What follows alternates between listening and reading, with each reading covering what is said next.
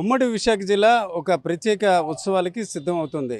ఈ నెల 26 నుంచి ఫిబ్రవరి 1వ తేదీ వరకు కూడా ఉమ్మడి విశాఖ జిల్లాలోని వేర్వేరు ప్రాంతాల్లో ప్రత్యేక ఉత్సవాలు విశాఖ ఉత్సవ పేరిట నిర్వహించనున్నారు. అందులో భాగంగా 3 వేదికలు విశాఖలోని, మరొక 3 వేదికలు అనకాపల్లిలో ఏర్పాటు చేస్తున్నారు. తొలి ఉత్సవం విశాఖలో ప్రారంభించి ముగింపు ఉత్సవాలు అనకాపల్లిలో ఏర్పాటు చేయాలని భావిస్తున్నారు. అదే సమయంలో అల్లూరి సీతారామరాజు జిల్లాలోని అరకు ప్రాంతంలో కూడా ఈ ఉత్సవాల నిర్వహణకు భారీ ఎత్తున ఏర్పాటు చేస్తున్నారు. దీనికి సంబంధించిన పోస్టర్ లాంచింగ్ ప్రక్రియ కూడా పూర్తయిన పరిస్థితి. మొత్తానికి చూసుకుంటే ఇటీవల విశాఖలో సంక్రాంతి పండుగ అన్ని ప్రాంతాలతో పాటు పూర్తయిన దశలో మరొకసారి విశాఖ నగరం వేదికగా విశాఖ ఉత్సవం ప్రారంభం కావడంతో దేశ విదేశాల నుంచి పర్యాటకులు, సందర్శకులు వచ్చే అవకాశం ఉంది. దీనికి సంబంధించి భారతదేశం అలాగే ఆంధ్రప్రదేశ్ సంస్కృతి సాంప్రదాయాలతో పాటు విశాఖ నగర అందాలు అలాగే నాగరికతను ఉట్టిపడే రీతిన వివిధ రకాల ప్రదర్శనలు ఏర్పాటు చేస్తున్నారు.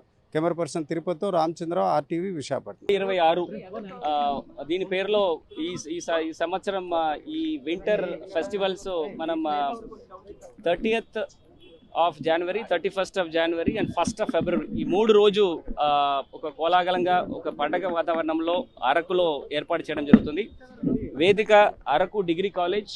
ఇది మాత్రం కాకుండా 8 డిఫరెంట్ లొకేషన్స్లో దాదాపుగా 9 యూనిక్ యాక్టివిటీస్ జరుగుతుంది.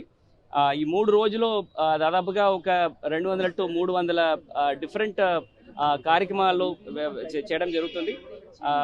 మినిమం ఒక 600 to 700 కళాకారులు దీంట్లో పాల్గొనడం జరుగుతుంది. ఒక 10 నుంచి 15 డిఫరెంట్ రాష్ట్రాల నుంచి ఉంటున్న వివిధ ట్రైబల్ ట్రూప్స్ అక్కడ వచ్చేసి వాళ్ళకు ఉంటున్న ఆర్ట్ అండ్ కల్చర్ని అక్కడ ఎగ్జిబిట్ చేస్తారు.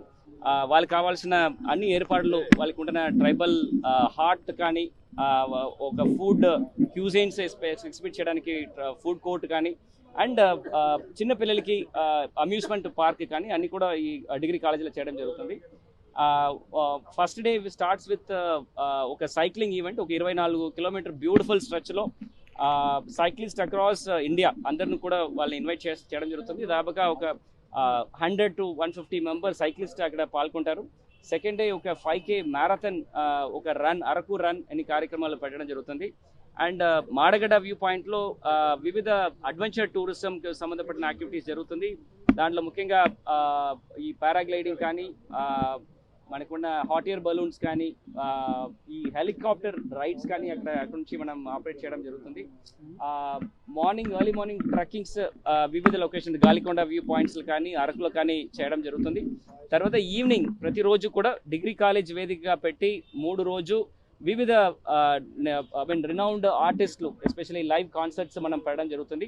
అండ్ లోకల్ ట్రైబల్ టాలెంట్స్ని మనం ట్యాప్ చేయడానికి కోసము మన రాష్ట్రంలో ఉంటున్న ఆల్ ట్రైబల్ గ్రూప్స్ అందరూ కూడా వాళ్ళకున్న ట్రైబల్ డాన్సెస్ కానీ వాళ్ళకుంటున్న మ్యూజిక్స్ అన్ని కూడా అక్కడ ఎగ్జిబిట్ చేస్తారు. అది కాకుండా one iconic event is tribal fashion show. Last time it was a big hit. This time also ఇంకా పెద్ద ఎత్తున చేయడానికి మన ట్రైబల్ పిల్లల్ని ప్రాపర్గా ట్రైన్ చేసి గ్రూమ్ చేసి ఒక ట్రైబల్ ఫ్యాషన్ షో ఒకటి ఏర్పాటు చేయడం జరుగుతుంది. సో ఖచ్చితంగా ఈ నెక్స్ట్ 3 days ఒక మంచి చల్లగా ఉంటున్న ఒక వాతావరణంలో ఒక variety of culture, adventure and వివిధ లైవ్ కాన్సర్ట్స్తో it is gonna be a great time in Araku. So I welcome you all, come to Araku and have fun in Araku. చరిత్ర సృష్టించినోడు ఇప్పుడు ఆ చరిత్రని తిరగరాయబోతున్నాడు. అబద్ధాల గోడల్ని బద్దలు కొట్టి నిజాలను రాగా మీ ముందుంచబోతున్నాడు. నిజమైన వార్తల కోసం వెంటనే డౌన్లోడ్ చేసుకోండి రా యాప్ని.